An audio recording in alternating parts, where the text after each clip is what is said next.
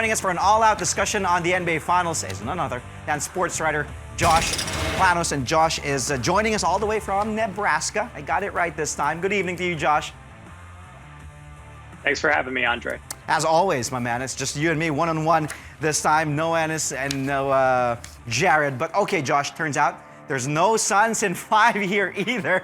So no Suns in 4, like what you predicted, and then no Suns in 5, as what you said the other day. But the Milwaukee Bucks have leveled this series at 2 games apiece. Let's talk about this Game 4. It was a comeback win for the Bucks. There was a point in time where I thought, oh, my, Phoenix will take this one and be up 3-1. The Bucks were trailing the Suns most of the match. What happened here? What did you see, and how did the Bucks eventually come up with a victory and tie the series?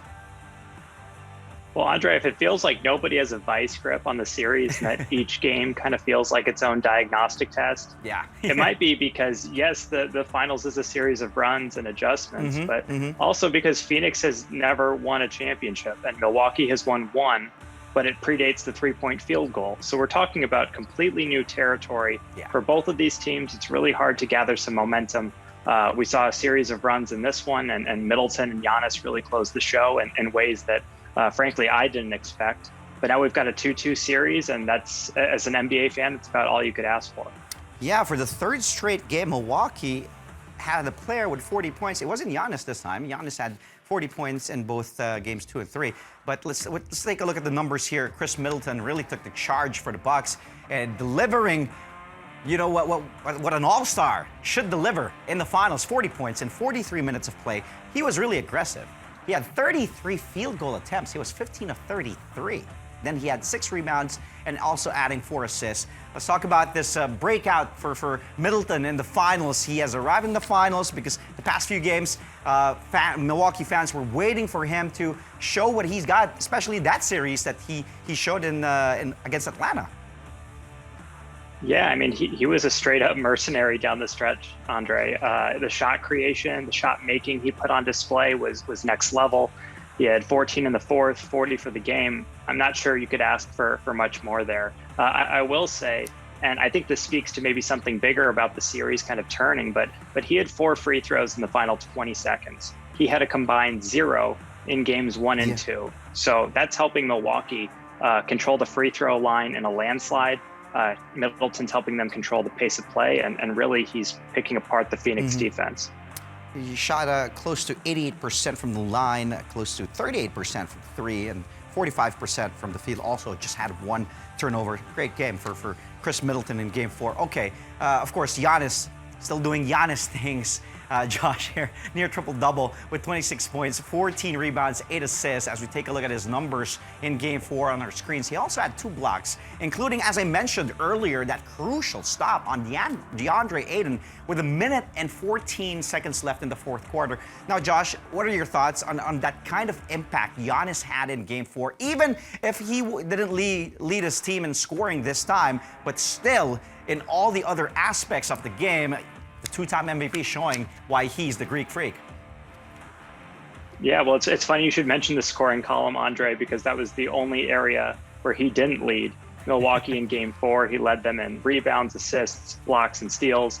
That block on DeAndre Ayton, as you mentioned, was historic. It'll be remembered forever if the Bucks win this series. Andre, I think we get so hung up on his shooting deficiencies that at times we don't fully appreciate how unique and expansive his greatness is. That block was one of the best I've ever seen in my entire life. If he reacts a half a second late, he doesn't get there. And we're talking about a tie game. And maybe this whole segment is talking about how Phoenix has a chance to close this out in Game 5. But, you know, what greatness is making the moment when it matters most. And that's exactly what he's done time and time again. We have to remember that this guy hyperextended his knee like a week ago. And we had no idea if he'd even be available for the series. And for him to perform like that is it's incredible, frankly. Really? I totally forgot about that hyperextended knee, especially with what Giannis has been doing in this series against the Suns. Now let's take a closer look at the Giannis-Chris Middleton duo, because former NBA player, big man Kendrick Perkins, had said Giannis was like the Robin, while Middleton was Batman for the Bucks because of his ability to just take over games offensively throughout the playoffs and just, he just be clutch when it comes to down the stretch. But let's face it, Giannis had shown some not only Batman skills, but Superman skills back in games 2 and 3, back-to-back 40 and 10 numbers, despite that knee injury, that hyperextended knee he claimed he has. Your thoughts on this tandem? Do you agree with Perk, or do you disagree and still think that, Giannis is still Superman and probably Middleton is Batman? Andre, I think we in sports media have this habit of looking for literary or cinematic analogies for players and teams. I'm not sure everything needs to be compared to like peanut butter and jelly or Batman and Robin. But what I will say is that I think they're complementing each other really well at this particular time. They both make up for each other's deficiencies. They're both terrifying on the offensive end. You don't see a lot of tandems like this. A lot of times when we talk about tandems, we talk about backcourt or front court tandems. These are really kind of tweeners, people who play multiple types of positions. But for Middleton, what I think is most impressive, he's pretty rapidly put to bed these concerns that he can't be the second best player on a championship team, which was kind of the consensus opinion after they got bounced early in the last postseason and even the postseason before it. So good on him for really owning the moment and really putting a lot of those doubters to rest.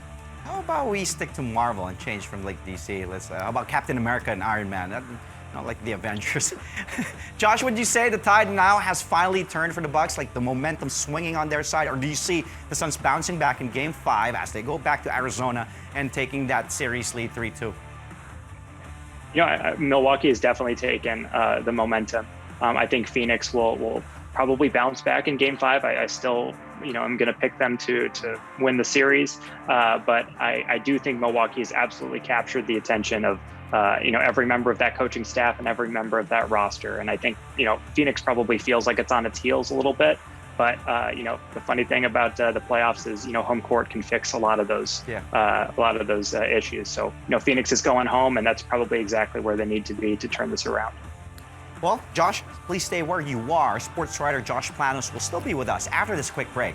You're still watching Sports Desk only here on CNN Philippines, where we go all out for the day's top sports stories. Stay tuned. Thank you for joining us here on Sports Desk on CNN Philippines. We still have with us sports writer Josh Planos. We've been talking about Game 4 of the NBA Finals between the Phoenix Suns and the Milwaukee Bucks. Now, Josh, the Suns really struggled to take care of the ball in this game. As we take a look at the team stats again, the Suns had 17 turnovers, with the Bucks scoring 24 off those TOs. What happened in this game? What did you see, especially with a floor general like Chris Paul there, and you got a couple of guys who can also take care of the basketball, but the Suns really broke down, or credit the defense from Milwaukee as well. Yeah, absolutely, Andre. Very atypical to see the point guard Chris Paul look completely out of sorts. That's exactly what happened, especially down the stretch. To see Chris Paul have 15 turnovers over his last 3 games, that would have been unfathomable if we were looking back at, the first 2 games of the series, and even, back into the previous round of the postseason.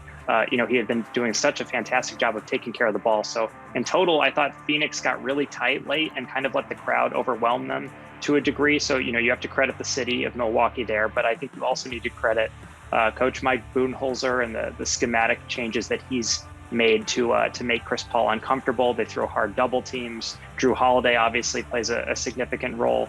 But overall, I think Budenholzer has made some fantastic adjustments that have really made life difficult for the Suns, especially in the half court. Paul, we're talking about a point guard, Chris Paul, showing that he's human after all. He only had 10 points for CP3 on 5 of 13 shooting. Josh, he did grab 4 rebounds and dished out 7 assists, but it's not CP3-like, especially those 5 turnovers. What did you see here? Did you see some changes in the defensive schemes by Milwaukee, or was it just a hiccup here for CP3? I think it's a mishmash of a lot of different factors. They're definitely throwing hard double teams at him to keep him away from, kind of turning the corner and creating those patented turnaround elbow jumpers that he's grown so fond of over his career. So that's a schematic adjustment. But another thing is, Chris Paul is injured. We saw he's had some shoulder problems. He had some leg problems. He also is coming off of, it's not confirmed, but he went into COVID protocols. That can stick with a player for a really long time. And frankly, we have very little research on what kind of turnaround time would look like for even a top tier athlete like himself. So he's really dealing with a whole bunch of issues right now. But overall, I think you definitely have to give credit to Milwaukee for the way that they're schematically, kind of taking him out of his rhythm and making life difficult for him, because he seemingly had no problem dicing up, any NBA defense throughout his postseason run.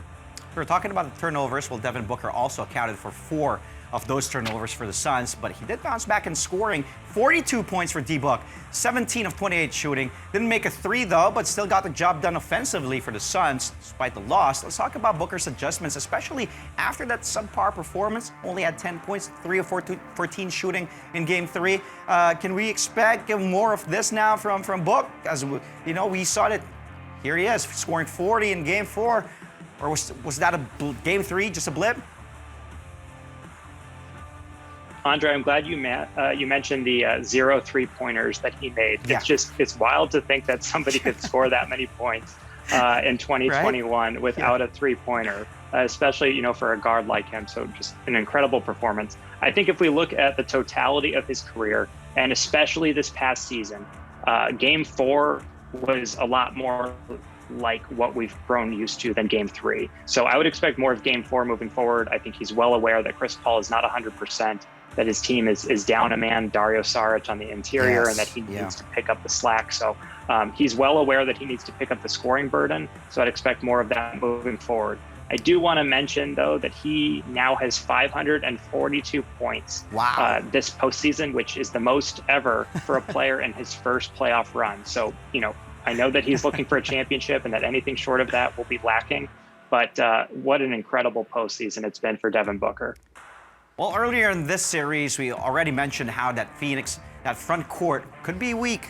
That could be their weak link here. And it looks like the Bucks exposed that, especially with that interior. DeAndre Ayton only with 6 points in Game 4. And we've seen DA just put up double digits for the Suns in previous games, especially earlier in the series. But what kind of adjustment should the Suns now make given this problem? And we've been talking how thin the front court of this Phoenix lineup is now, especially with Saric out with that knee injury.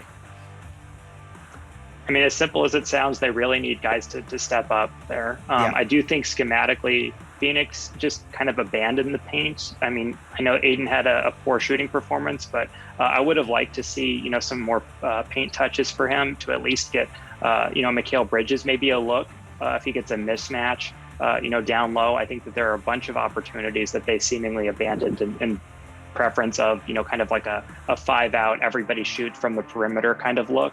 It's really problematic because Milwaukee is just absolutely owning the paint. Milwaukee's averaging more than 14 offensive rebounds a game, more than 16 second chance points, which if you look at those numbers compared to, regular season team averages, that would have led the NBA by a mile.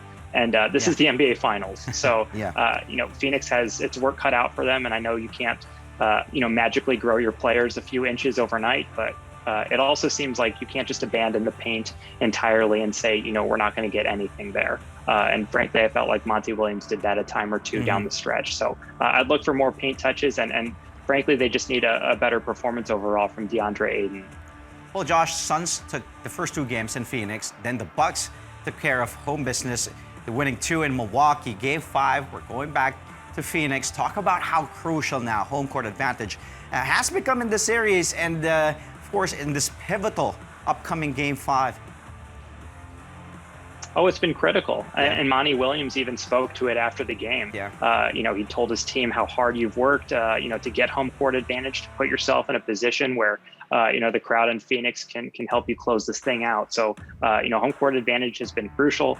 This would be the second time on the flip side that Milwaukee would potentially overcome an 0-2 series deficit. I think those players would probably attest to how critical Cream City has been for the Bucks in terms of turning series around. So everybody wants to play in front of their home crowd. I'm sure that there's nothing that Phoenix wants more than to get back home and to have that raucous atmosphere behind it. But Andre, it's kind of incredible that we have a crowd at all. I mean, if you remember last year's postseason, it was it was fun to have NBA basketball, but they were in a bubble, and it's really nice to hear a loud crowd again. And that's something that I won't take for granted ever again. Yeah, well, every time I watch like the games, I'm like, oh man, a lot of fans already. It's like, wow, like you're right. It brings back those memories when fans weren't in the stands last year in the bubble. Now, Josh, before I let you go, though, I'm gonna put you on the spot again, and since you're alone today, I'm gonna ask for your fearless forecast, my friend, because you said Suns in 4, then Suns in 5. I want your fearless forecast this time around for the rest of the series. Go ahead. Andre, I'm pretty resigned to the fact that I'm going to continue incorrectly predicting this series, but it's been a fitting cap to an unpredictable and entertaining postseason. That being said, I'm ready to make an announcement. Go ahead. Show. Wow, you're switching. Hey. It needed to happen at some point. I'm sorry it took so long, but let's say Bucks in 7. Bucks in 7, my. From Suns in 4 to Suns in 5 to Bucks in 7, even pulling out that Giannis jersey. Nice touch, Josh. We'll keep in touch. We'll talk to you again after Game 5. Thank you. Stay safe there in Nebraska, my friend. And have a great weekend. Thanks, Andre. Thank you, buddy. Again, that was sports writer Josh Planos all the way from Nebraska. By the way, if you